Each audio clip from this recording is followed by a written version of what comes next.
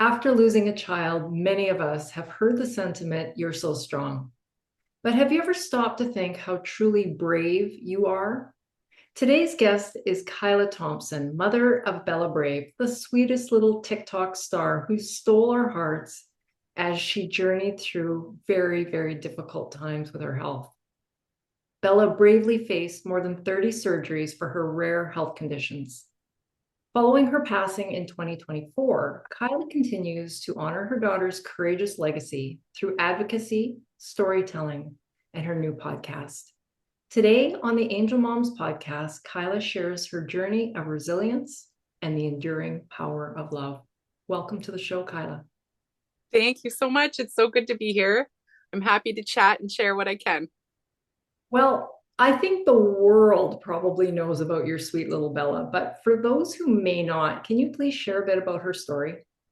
Yeah, I've definitely. So my daughter Bella was born in 2000 in December of 2013, and if I could summarize her life, she was born with three rare diseases that uh proved to host many miracles in her life, including her just ability to live past 1 year old.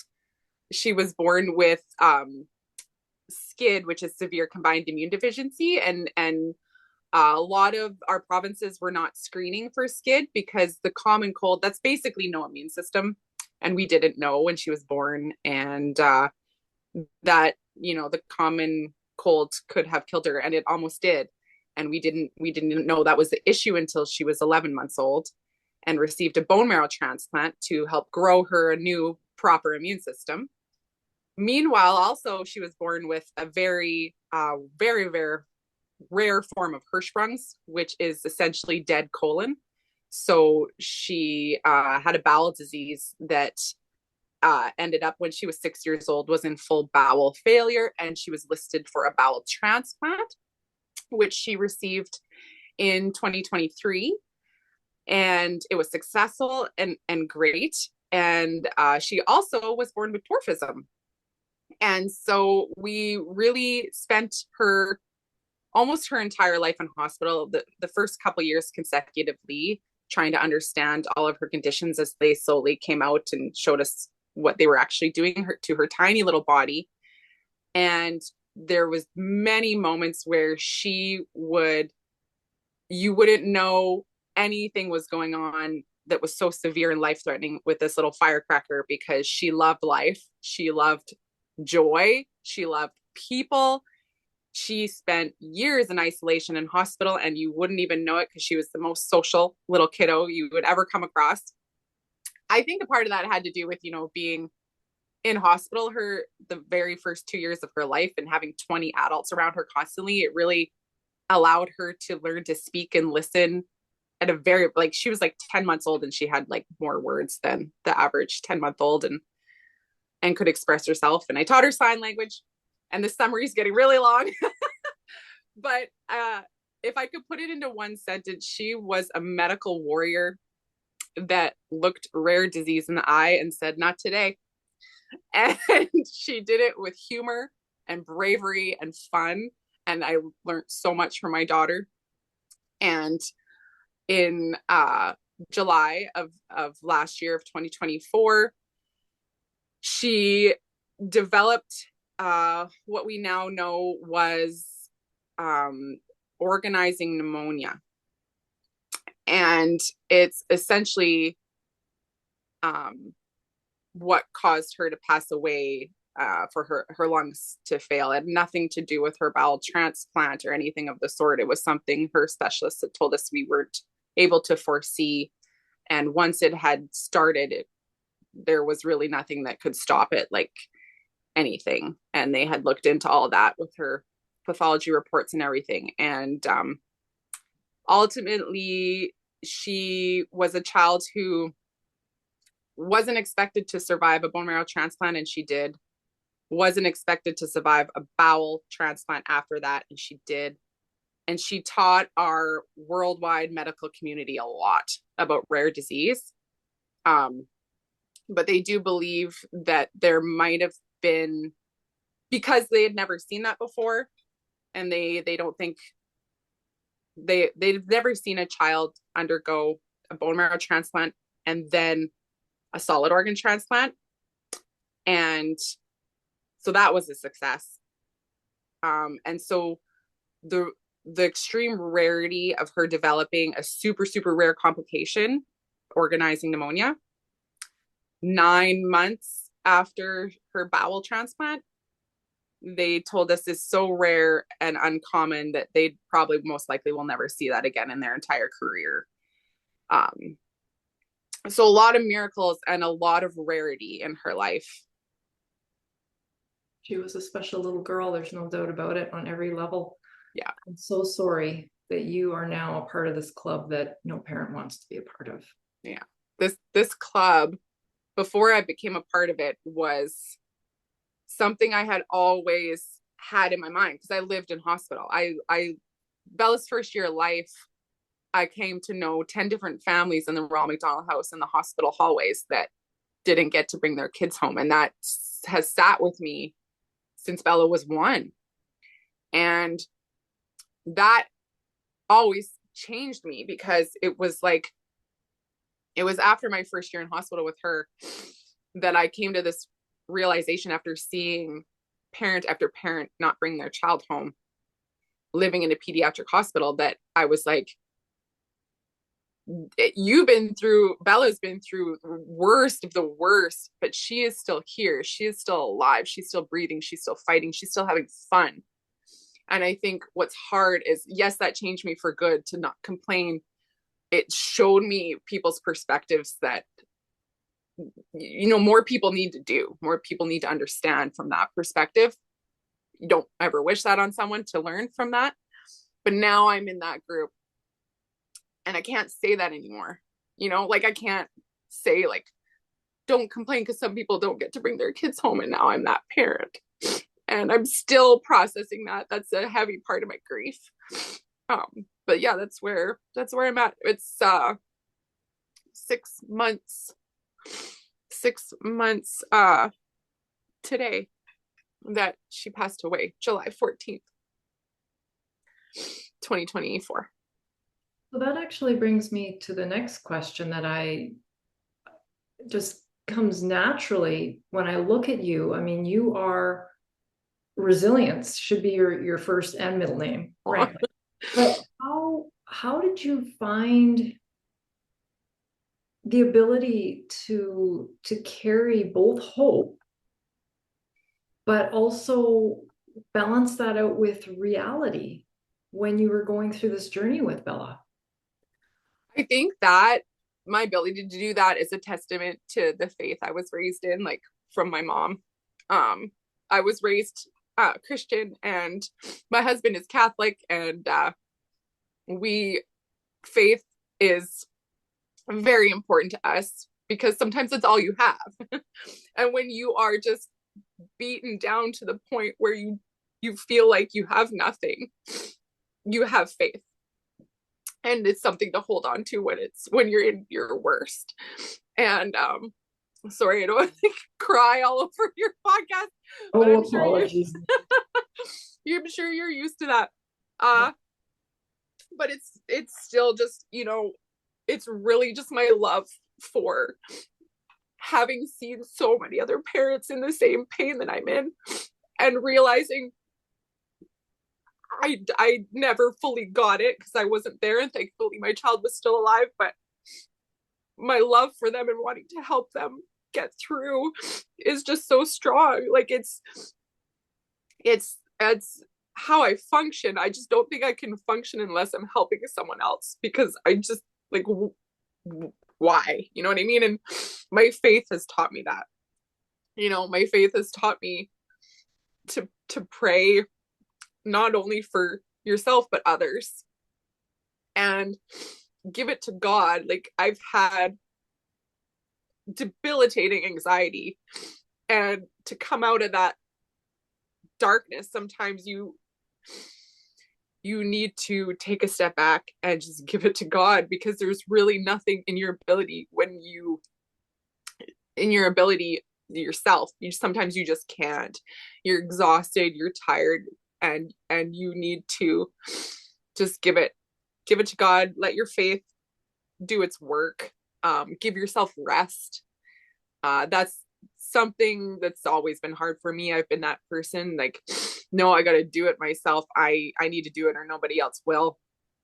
And when you are a parent of a child with rare disease, you're forced into that, because I have medical professionals that have studied for years and years, and they're in these hospitals and they're talking to professionals from the UK or California or the US, and they're asking me for help.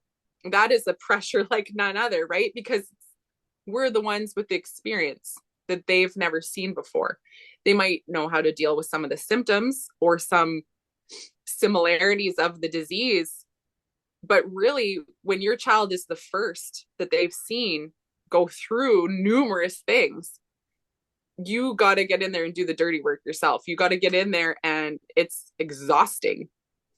But a lot of the time it led to me holding that heavy weight of, I'm keeping my child alive, yet I'm living in hospital and I have medical professionals like at my reach, but we need to work together. I need to rely on my faith for energy to just get up and help them with my child's case too. It's a heavy load, and sometimes you need to put it down and just rely on your faith. And I think that's really, thankfully for that upgrade, like for my mom's ability to instill that in me, it's really, really helped me. Yeah.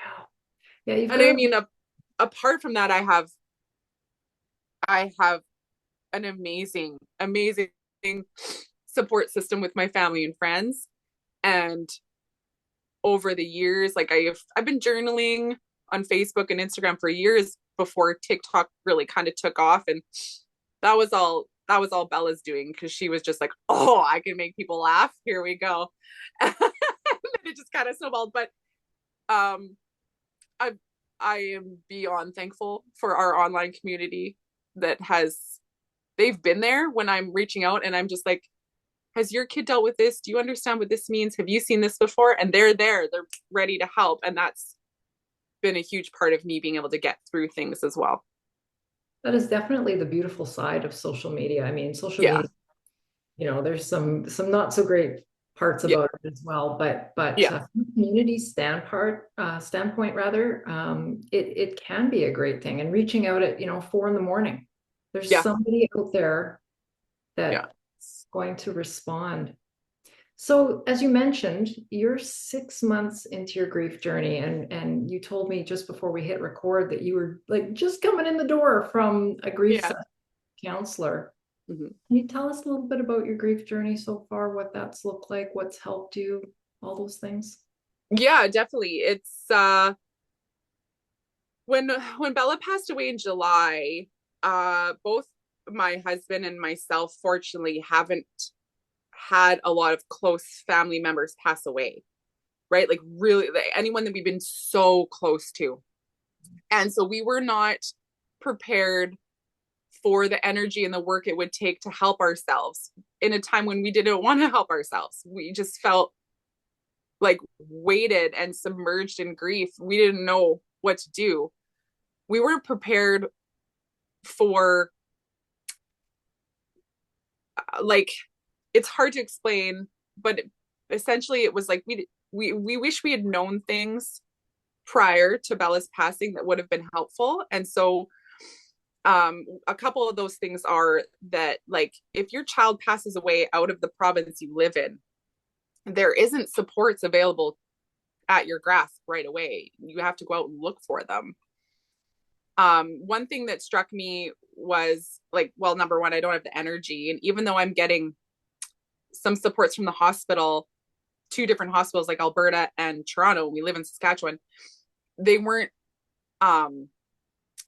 tactical supports that I could use every day. Is I either had to be in Alberta or I had to be in Ontario, even online supports. And then apart from that, it was like, well, if you need something now, if you're in such a traumatic, dangerous state with your mind, you got to pay for counseling. There's counseling like that. If you want to have it, you got to pay for it, like $90 for an hour or whatever it is. And I'm just like, this can't be how I'm supposed to deal right now. I'm in physical pain. I've, I'm already on medication for anxiety disorder and medical PTSD. And here I am, like, drowning in grief, seeking supports. And the only ones coming to me are ones I either have to pay for or ones that I have to pick up the phone and dial. And I just found that shock of that understanding, because it's like so common, you don't realize these are the issues until it happens to you, right? So I wanted to take that opportunity to hopefully try and make this easier for other parents that unfortunately might lose their child, or other people that lose someone really, really close to them, that they find this overwhelming grief and don't know how to deal with it, right? Because the alternative to that is shutting down in your house, scary mental health states, having zero support, feeling absolutely alone. And because that's my nature, I was like, I don't want that happening to somebody. I'm going to do the work. Helping others is going to help me heal. I've always known that, so I'm just going to do that. And so I went to my doctor, and it took a bit of time to realize that you do need to do the work. You need to go to your doctor and understand the process of getting grief support. And so it took a couple months for me to get this, and my husband and I to get this free counseling, essentially, for us. You have to go to your doctor, and of course they need to understand what you're going through. So you're going to have to talk to someone at some point, but just knowing, like, these are the steps, I think would have been helpful. Book yourself a doctor's appointment, get in there, explain to them, like, this is how you're suffering and you need help. What are the best forms of support? And then understanding that I think there was 3 main forms of support that a doctor can refer you to. And they go through like a list of questions to kind of gauge where you're at. And I've been through 2 of them. So there's one for psychiatry, and there's mental health nurse, talk therapy with a mental health nurse, and then there's grief therapy, so counseling with a therapist for your grief. And so they kind of, the psychiatry and mental health are on a different level, and based on how your doctor assesses you, you might fall into one of those supports that they can refer you to a counselor for free, and you don't have to pay someone to get in to see them right away. Those I found when I needed to speak with a mental health nurse, this was closer to like right in the middle of Bella's health journey. Like, so she was around 5 or 6, and this like debilitating anxiety, it affected my ability to function, drive my car, work. It was really, really bad. And so I needed that level of care, that counseling. When Lyle and I went to the doctor, and he did the questionnaires and everything to help kind of see where we were at. My husband got referred to a psychologist, and then we both got referral for a grief therapist in our local community. And so that was kind of the journey. And I just feel like that was so hard to get to and understand. And I feel like if that was just set out for me within days or even the week of Bella passing, for me to understand, like, this is the process of support, you're going to get this help, it could have alleviated so much just like depressive weight, scared, fear, grief. And it made me sad knowing that there's other parents out there that might have had to go through that month of not realizing they don't have to pay $100 for a therapy session right away. Like, go to your doctor. There's free supports that way. Absolutely. I think you bring up an excellent point, and I'm kind of at the point in the work that I do where I would actually, as crazy as it sounds, I would like to start liaising with the funeral homes, because our experience, I mean, I'm a medical professional. I come from 34 years in oncology experience. Not that I know everything, but I've got that piece. But having been through now the loss of a loved one and everything that comes after, you're right, there's so many questions, and I just feel like maybe, I don't know if that's the right place or not, but maybe that's one place for families to receive just gently, like a package. Yeah, yeah. It would be so helpful because we also don't want to, like, I don't want to neglect the very valuable therapists that need to get paid, like the ones that do get paid, that do amazing work. But it's like, maybe understand that, like, if you come across someone or a close friend or family member that has lost somebody, you know they're grieving, you know they're just going through loss, reach out to those supports, because you can't call their doctor and go to their doctor's appointment for them, but you could eliminate some of the stress by calling up um a therapist and saying, hey, I want to give you $100 for my friend to be able to book with you, something like that. Or like you had just said, like, connect with the funeral homes because they are with those families in, and I had our funeral home team was amazing. They are so good at what they do. And this would add to that. That would be, I think, huge. That would be amazing if my funeral director could have said, like, here's a pamphlet showing you the steps to help you through your grief journey right now. That would have been huge for us. Right. Well, Yeah. and there's so many, where you're at 6 months. I mean, it's remarkable that you're able to sit here and actually have a conversation with me, honestly. But then there's like myself, I'm at 9 years. I mean, I'm still grieving. I'll always be grieving, but my grief is different. And I think that, in those initial stages, now it's okay. I can do the internet search. I can pick up my phone. I've got the wherewithal to kind of be proactive in my own grief. But when you're in that shell shocked, numb, holy shit, now what do I do moment, just for somebody to even, I know it sounds maybe cold, but even just to be able to hand you a package at the funeral, when you're ready, here's some information, some local support, some online supports, and in just, a few, even if it's just 3 steps, like, Yeah. or Yeah. modules, whatever it might be. But that is something that I would really like to see happen, because I just feel like it's like you're jumping into the deep end of the pool with a blindfold on. Yeah. Yeah. And I think, like, as a mom who has been in that position, I think that's the best way to gather supports, is just like quietly. um you're already overwhelmed and kind of paralyzed with that you don't want a bunch of people calling you, or, like, I remember not being able to even look at my phone for days and weeks because I was just like, I just don't have the energy to even read. So if someone could hand you something that you could look at later when you have the energy, is it would be great. I would welcome it for sure as a grieving mom. I remember in that initial week, it was a lot of physical pain, uh so many questions.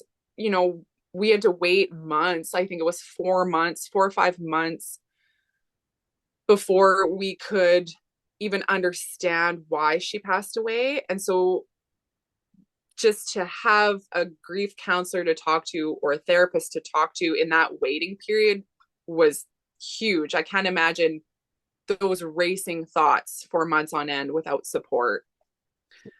Yeah. Or for anyone who feels scared, like, I know my husband and I have joked about it a bit, even before Bella's passing, that I have kind of hypochondriac tendencies, where it's like, I know so much about the medical system that I'm like, wait, do I have this?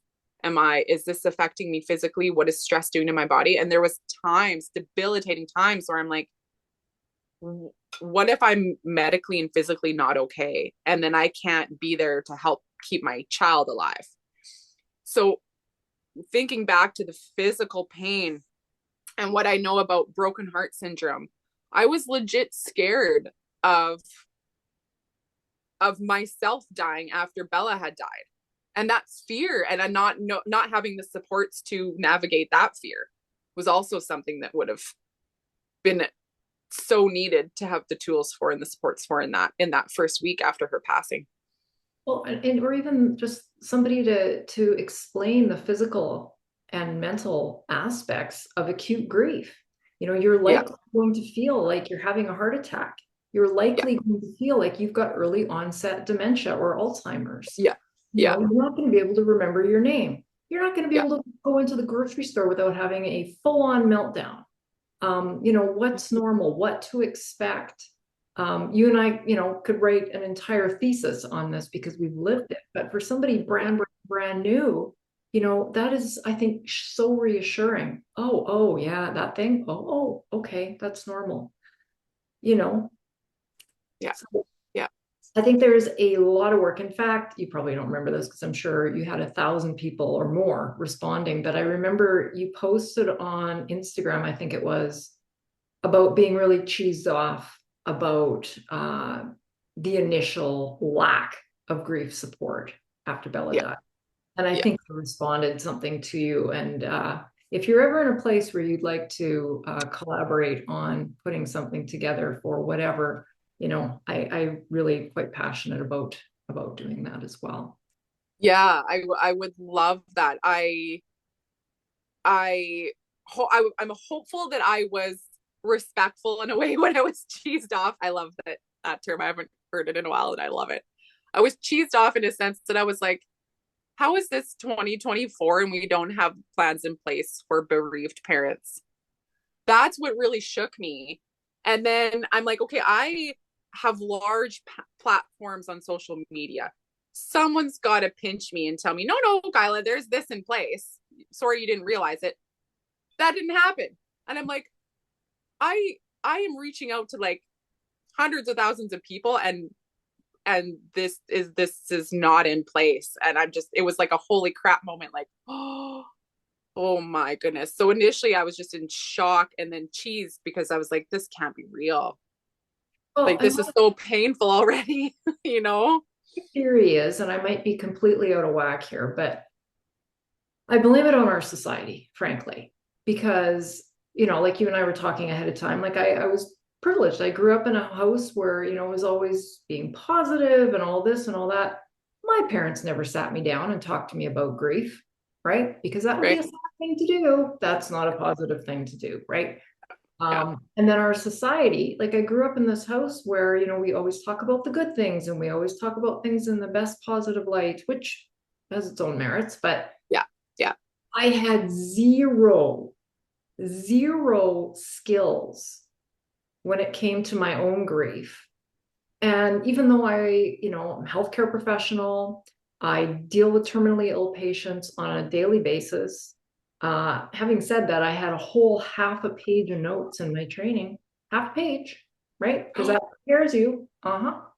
Uh, Oh, oh yeah. And I've recently done talks for doctors and nurses and pharmacists and social workers, in cancer care, who have all said to me after, we didn't even have half a page of notes, So this is our medical system. yeah. Yeah. People who deal with healthcare, who are going to deal with patients who are terminally ill, right? Yeah. This is our society. We are not equipped at all to have these conversations. And I work with amazing physicians. They're all amazing. And in the number of years that I've been at the Ellen Blair, I think I've worked with one radiation oncologist who was not afraid to say the D word. He would sit down with his patients and very, very, very compassionately have a conversation about death. Yeah. We Yeah. can expect, we can offer you this treatment. It might buy you a month. I mean, we're talking about terminally ill. We're not talking about people Yeah. that are curative, but Yeah. those people where he would actually have the conversation and say, this is what we can do. Absolutely, I can offer you treatment. You're going to die from this disease. And I had so much respect for that man. But like I say, I don't even know how many physicians I've worked with rather over the years. He's one.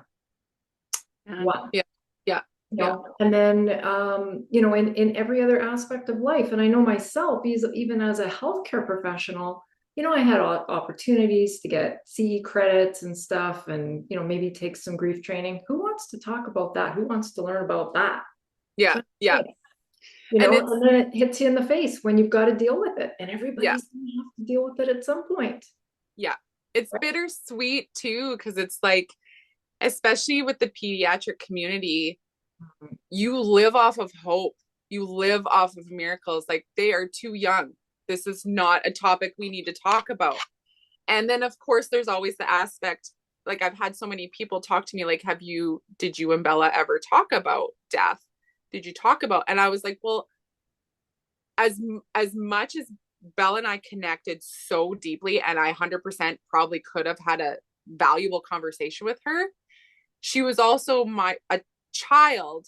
I never wanted to instill fear, because you never know. Like, I would never lie to her. We would never sugarcoat things, but it was always, there was uh reality and hope.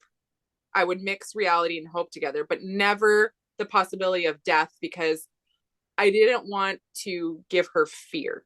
And I wanted to hold on to my faith. And I did hold on to my faith. But I just don't think I could have ever had that discussion with her, because I feel like it could have been something she might have been scared of or thought about, and I I think that's maybe not possible for kiddos, but definitely possible for adults who just have had more experience with life and understanding, and know how to navigate the fear. Whereas I think that would be harder with kiddos. But I was also going to mention earlier, when you were talking about that ability to prepare for death and talk about it as like a parent, there are a few things I wish I would have known. I mean, she wasn't terminal. It was like something that came up that we weren't prepared for, but she did have a week in the ICU. And there are some things that I wish I would have known,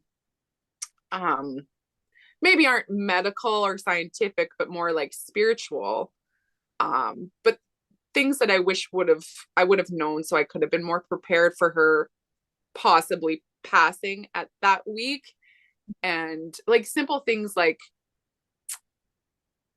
the way I would talk to her and what I would say to her, like knowing that she could hear me, or maybe before she passes into the afterlife, kind of what she actually could see or hear. And I maybe would have talked differently to her or said things differently to her, instead of just like, oh, I'm not going to say anything about heaven or you dying, because if she actually can hear me, I don't want to scare her. But at the same time, I would have liked to known what my last words could have been. You know what I mean? Like that sort of thing. Yeah.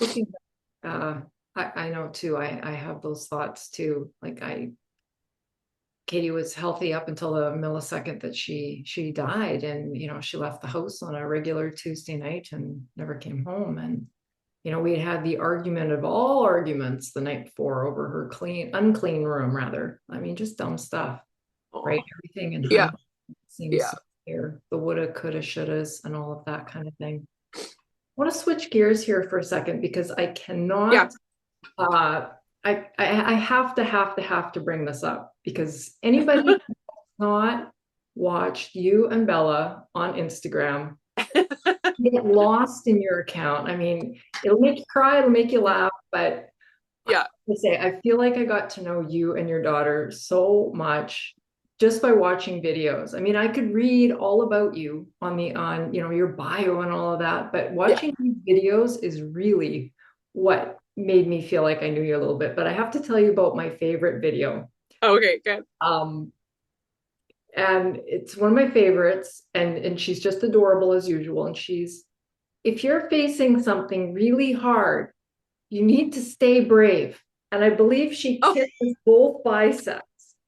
yeah. And bring a stuffy, because you're never too old for that. And Yeah. those are the wisest words I've heard in a long time.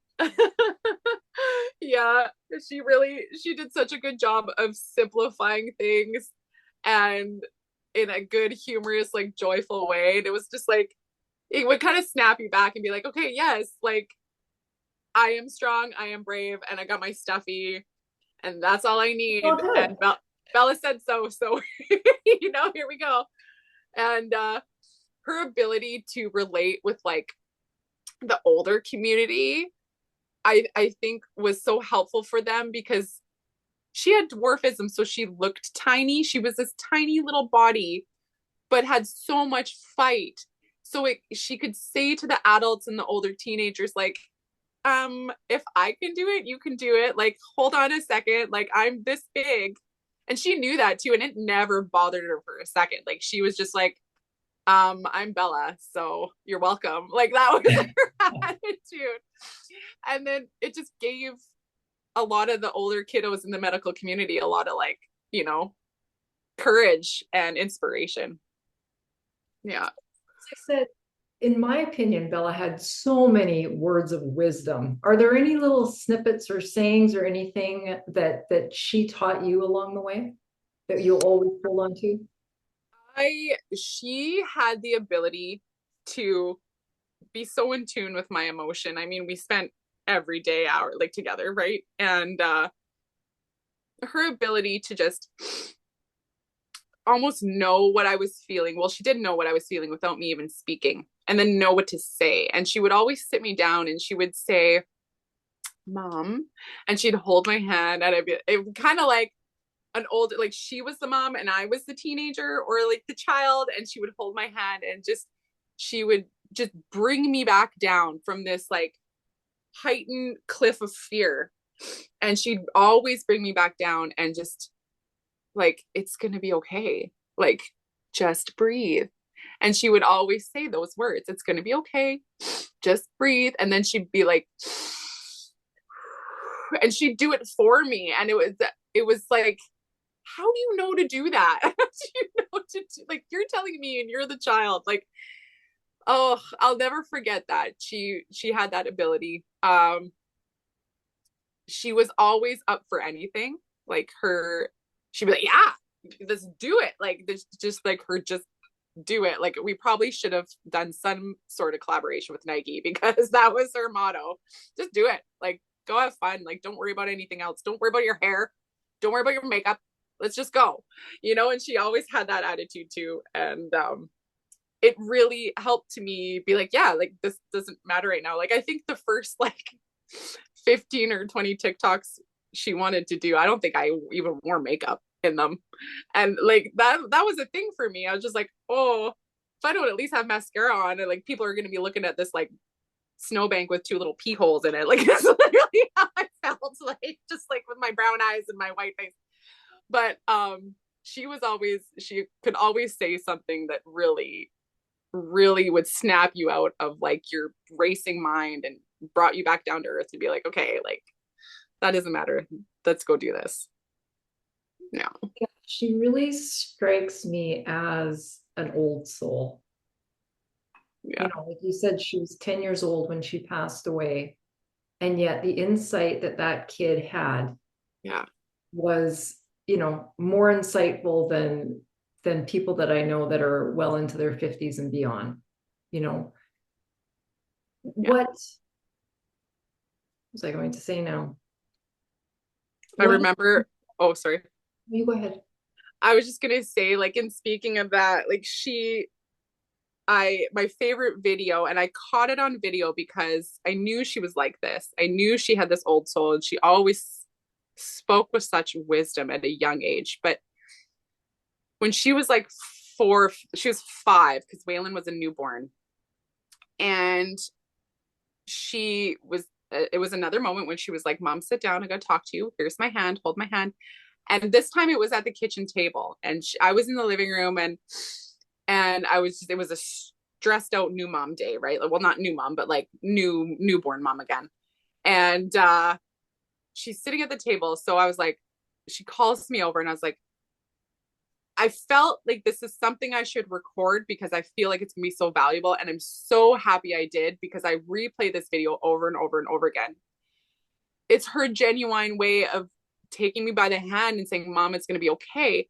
And I remember recording this video because I was like, she's going to tell me something I'm going to need to remember. I'm going to record it. So I grabbed my phone and I'm just like holding my phone here. And she's at the table and she's 5. And she's like, listen, like, I don't want you to be stressed anymore about Waylon.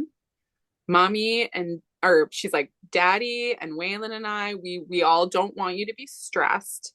You can take your deep breaths. And she went on for about like a minute or two, like basically counseling me. And she's 5 at the time. And I'm like, she'd been through like 6 surgeries at this point and like 3 septic shock episodes, like near death experiences. And she's this little old soul of a 5-year-old telling this stressed out mom with a newborn to just take a couple deep breaths. Like, you're going to be okay. But And what better person to tell you that? I mean, like, she's yeah, been through so much. She's, wise beyond her years. yeah, yeah. What powerful lessons have you learned from this journey?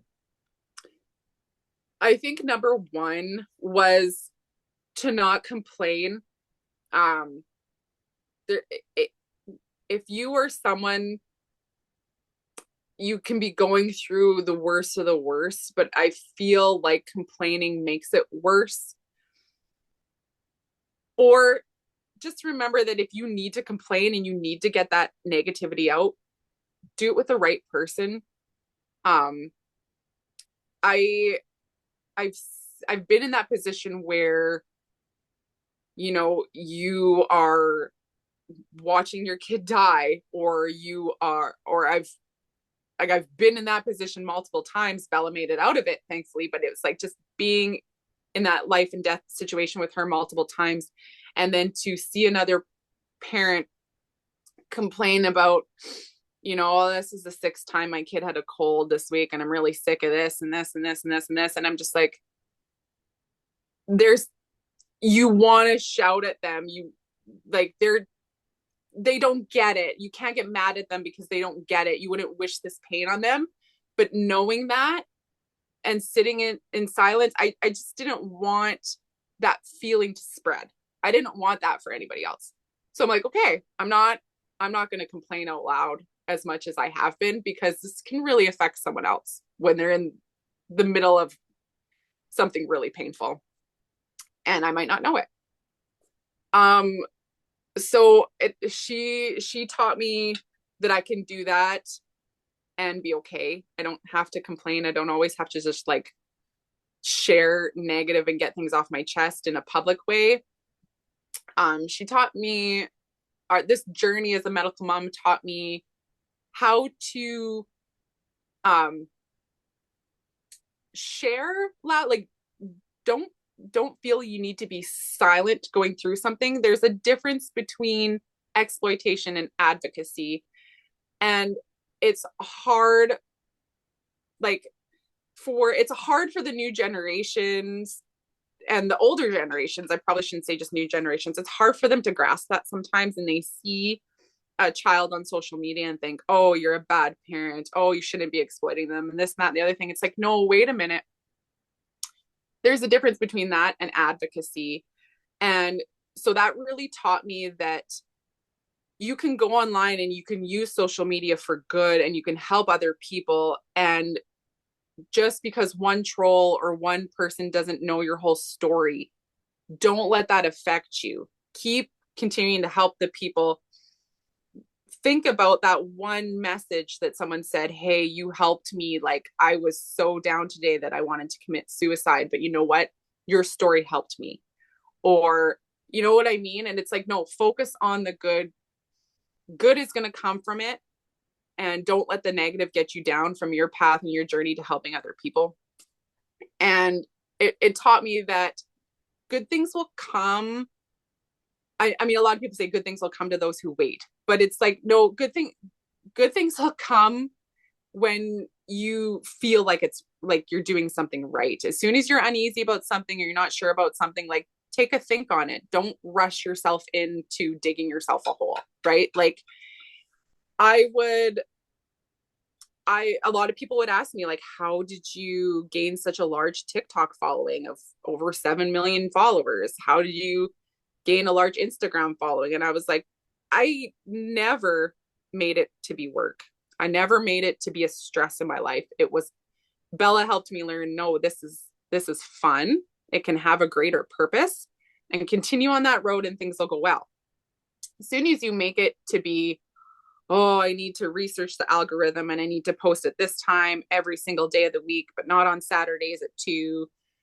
Like, as soon as you made it that way, it was stressful. It was not great. It was about money. Then it's not worth it. But if we can go on there and be like, you know what, we're sharing our story to help other people, to help ourselves, right? Like, sharing can be a way of journaling, be a way of therapy. And as long as you're helping others and not making it out to be something stressful, then I think that's also a good lesson to learn. That she taught me. I think, like I say, I have poured through your social media, and I feel like it's just so darn genuine and just from the heart. Like there's nothing else more to it. It's just from the heart sharing your story. And I Yeah. also wanted to ask you about on your Instagram profile. Actually, you have written right in there, helping others can help you heal. And I think that that's kind of what you've been talking about. And I think that's my experience as well, because probably get asked this all the time, as do I. How can you talk about grief? How can you help others with grief? Doesn't that feel like your grief wound is getting opened again? But I feel that when I'm able to help other people, and it doesn't even have to be grief related, just being a helpful human, it does help my heart. It does help. Yeah. Yeah, it does. I felt that, and I've seen other people too. It's like when you sit in silence and you don't have someone to share ideas with, you don't have someone to bounce ideas off of, whether it be online or in person, it can make your grief hole bigger when you sit in silence. And I mean, there's so many mental health campaigns, and I've been a mental health advocate as well. um there's so many that their main message is talk. Like, talk about it. Let's talk about it. Let's make people more aware, because the alternative is many of us sitting in silence and the damage that causes. So when you share on socials with good intent, that brings healing, right? That can bring healing, and that can bring positivity, and that can bring help. When you go online and you complain, or you attack other people, or you bully other people, or that sort of thing, it's never helpful. It's just someone getting their opinion out there and hoping for a reaction. And I found, thankfully, I've had the experience of like looking past that, looking past the trolls, and saying, you know what, I care about the people that this is helping, and it's not scary for me. I feel like I have the energy to do it. Bella helped give me a lot of that energy because she wanted to share. And it's like, okay, if we're the ones that have the energy to do this for others who don't, we will be those ones. And that was kind of our drive. And as we did that, we saw, oh, okay, yes, this is helping us heal because we're helping other people's heal. And they're telling us that, right? Like, we got feedback saying, like, you healed my heart. You gave me bravery. You gave me inspiration. Thank you. Keep doing what you're doing. And so those comments would far outweigh Joe Blow from Timbuktu, who didn't know our story, making a weird comment. And it was just like, nah, get out of here. But some people, that can affect them, that can hinder their journey. They can take those hurtful comments from social media so seriously and not have the energy to look past them, or have them like roll off their back. And that was a lot of our drive too. And my drive still is to be like, okay, you know what? I understand these platforms. I know I'm doing good. I have I have the feedback telling me I'm doing for them. And keep going with that. Because I have the ability and the energy to shoo those weirdos away. And some people just don't. So like, if you have a platform this big, like, use it for good, you know? And I want to keep that going for our followers. Yeah. Well, and I find it so interesting as well. I've had trolls over the years, and I it still bothers me, honestly. Like I don't know that I'll ever not be bothered by awful comments, but Yeah. Yeah. what I kind of get a chuckle out of now is that more often than not, it's my followers that will get on the trolls. Like I don't have to say a word. Yeah. Followers are in there, Yeah. just They're in there up to going to bat for you. It's good. It's good. It can get crazy sometimes when you're like, wait. This is not what we're about. Like, yeah, slow yeah, down. yeah, Thank yeah. you for the love. But I think a lot of people need to understand that, I mean, there is bots out there, as they say. There's people that form anonymous because it's the way social media where you really need to gain courage to ignore, delete, block, and carry on, because some of these people are just hoping that their negative comment will get them noticed, and then it's like, oh, this person, this celebrity made a video out of my terrible comment, oh, and now everyone knows who I am. So that, it's like that negative press mentality. So as hard as it can be sometimes to ignore hurtful comments and posts on social media, that's, you got to do it sometimes. Just delete, block, don't even read it all. Just if the first couple words bother you, just delete it and move on. Absolutely. Yeah. Now I want to talk about your brand new podcast. Sure. So tell us Yeah. a little bit about it, who it's for, and why you started it. Yeah, it's been a huge blessing for my husband and I. I mean, I'd been wanting to start a podcast for a while. Like Bella and I were talking about it for a while. We just never got to it. We just, it was just like, okay, this is something we're going to do later. It'll be fun kind of thing. And just another way of sharing, because we found like a long form way of sharing, because we found like TikTok is really like, we want to spread joy, and it's such a quick platform, right? Like it's just like a 30 seconds here and 10 seconds here. Instagram is also a short form platform, and it's mostly pictures, right? Like you can have a couple paragraphs in your caption, but people are scrolling stories, and those are also short videos. YouTube was long platform, but neither of us really had the time to really dive into making YouTube videos. Like Bella really wanted to start. She did start a channel. Unfortunately, she only got like a couple videos out before she passed away, but she really wanted to be like an unboxer and stuff, like go over like toys and stuff with other kids. But it wasn't like, there was nothing out there like a podcast that can share with others in such long format. And that was just kind of on the back burner all this time. And then after Bella had passed away and Lala and I couldn't find a lot of grief support, counseling being one of them, we're like, let's help ourselves and start this podcast. Let's talk about grief. Let's make this part of carrying on Bella's legacy, and just do it. Just start it. And crazy enough, the very first podcast I was a guest on was with my friend Denny, and his first podcast was how cancer, oh my gosh, I always forget it. He changed it now, but it was how cancer saved our divorce. Long story short, Denny was married to his wife, and their daughter had cancer, and she survived cancer, but we were like a medical family connection. Now him and his wife are divorced, but they have a podcast together with his new wife, and they're like this real blended family that have this successful podcast. And I believe he calls it now my wife, my ex-wife, and me. And I was their first guest. My first time as a guest was on their podcast.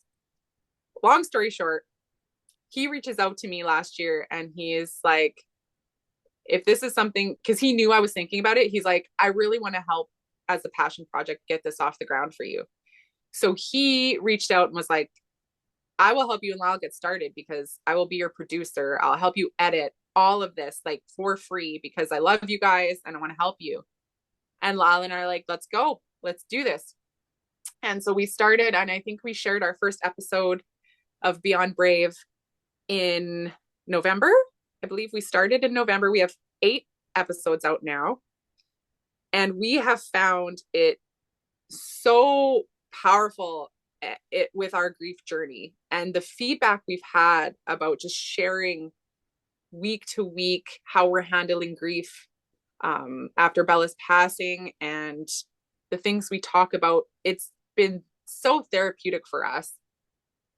It's a way we can talk for an hour and share updates and still help other people.